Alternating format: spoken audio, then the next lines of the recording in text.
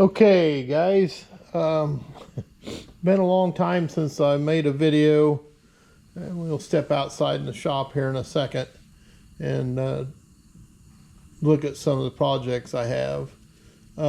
First, though, I want to tell you, I think I actually happened to look a couple days ago, and it had been 9 months since I posted a video on YouTube, and I hate that it took me that long to get back to it, but for those of you that don't know,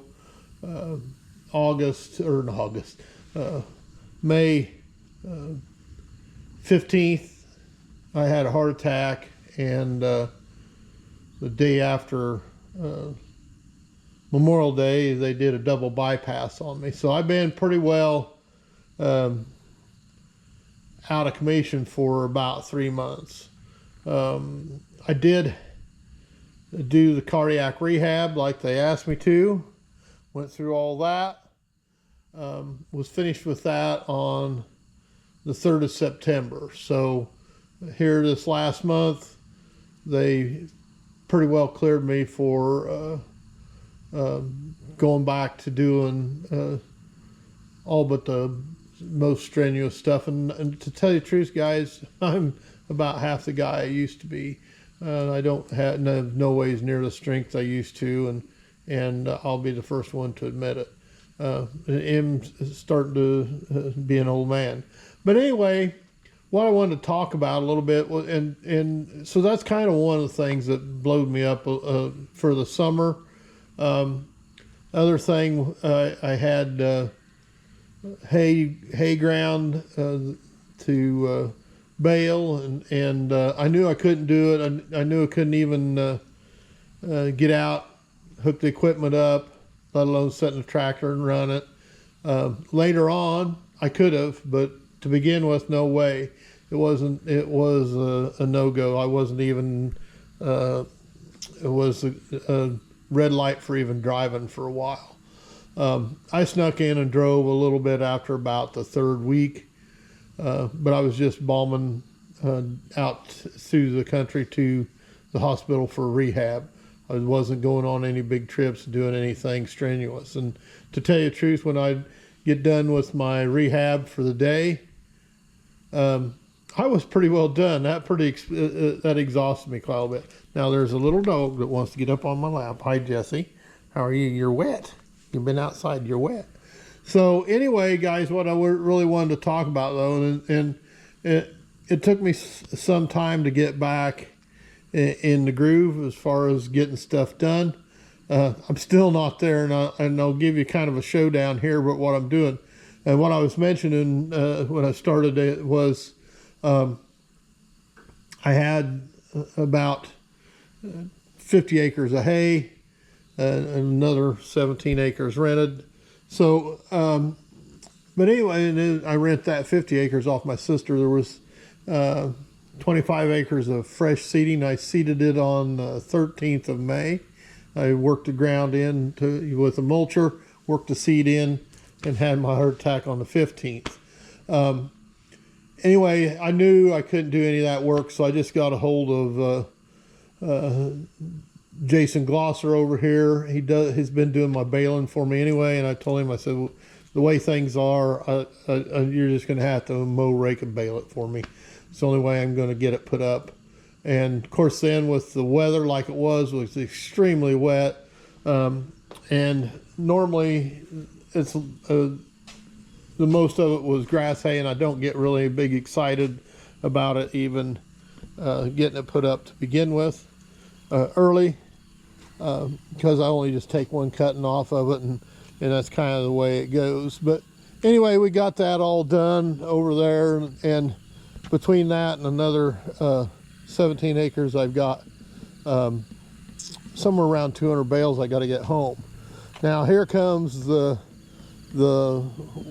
problem with that, is that my skid loader has some problems. I was mowing with it. I got a brush cutter head I built and blowed out the final drive on the right side here, and I'll get a little more in depth on in a video on how this works.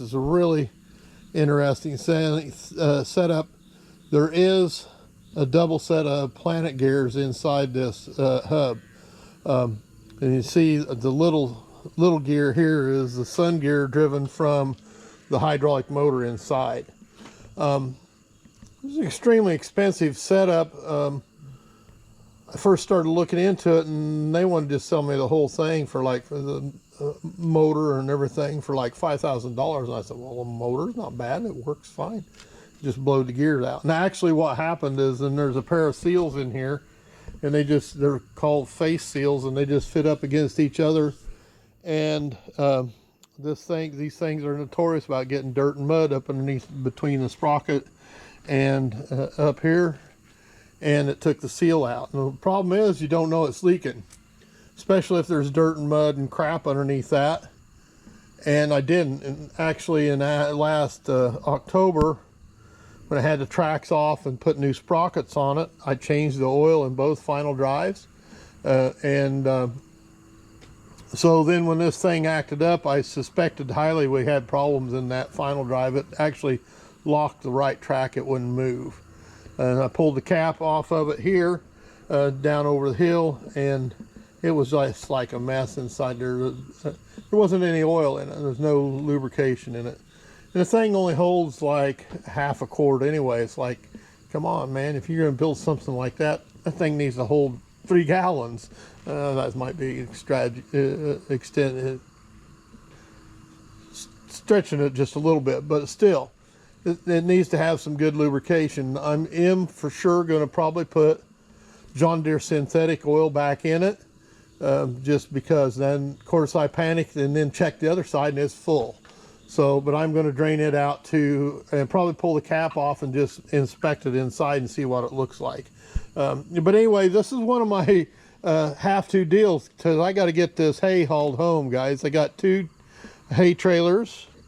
One I pull with my International 4900 with a flatbed on it. I use a gooseneck trailer with a hitch clear at the back, and I can haul 6 bales on it and put one in the bed of the truck, on the bed of the truck. And then I got a bumper hitch, 6 bale trailer, so I can pull 13 home at a time if I get a driver for me. So so the main thing is I got to have a rig on each end, one to load, one to unload with. And the other purpose for this 806 I got over here was I purchased it with a John Deere loader, and the loader's over there and a bunch of weeds. And here's the brackets for it. This loader was actually on a 1066, and the brackets are a little different, and I'm going to have to redo that, of course. Just like Kevin does, reinvent the wheel, right? Not satisfied with the way it is. And it wouldn't work anyway. So I made my cardboard template. I'm going to bore these holes, and notice how they're all wallered out. And it's been loose and working on it. I've got some, I'll just go get one and show you. I had took some pieces of cold rolled and bored a hole in it, and then I'm going to take and cut the hole out big, mount it on the tractor, and then weld it all in place, and then that way. So this is bushings I had. I actually had Sam over here at the hydraulic shop make these up for me. I could have done it, and it took a long time. But anyway, I had him bore them for me in a 3/4 bowl to go right through that and fit in there. Then I'll weld it all in place and have my tractor with the mounts on it. The other thing I'm doing to it, guys, and I took, it was kind of a greasy old mess underneath the hood and stuff. It's an early 806, still has the RD pump on it. It's a little hard starting, but it's not bad. I can use it and get by with it. I'd like to update it a little bit, but that's not a must. The TA is definitely out of it. You don't want to pull it back in low side. It'll sometimes it pulls, sometimes it don't. Sprags rolled over in it, I'm sure. So anyway, and if you haven't ever run one of these, guys, you'll know if you have. What happens is the shift top gets wore, And right here is the range transmission, high, low, and reverse. If you look, it's all on one lever coming across here. Here's the shift arm from one rod, and then you see this little pin right here. It's starting to get a little dark in here to see that. But anyway, when you shift the high, low, and reverse from high to reverse or low to reverse, back and forth when you're changing directions, it's really hard to shift sometimes. And I actually kind of hate messing with this because the park lock works excellent in this tractor. It's the best one I've ever had, and even my dad's old 856 wasn't bad, but some of them bear some watching. And this one here, it just sets down and locks in place. It works really good, so I hate to mess with it, but you got to change it when you change that top off, and you'll have to pull the whole top off. What I'm doing is switching it over to 56 series style shifter, taking the shifters all off of it and putting the newer style shifter on it. That way it works a lot better, guys. It really does. And it's all in the top. Basically, you could take this top apart and rebuild it. It works pretty good. Easier fix since I have already the stuff. I got the shift top, I got the levers, the two towers. You got to change this one for sure because it has two shafts comes down.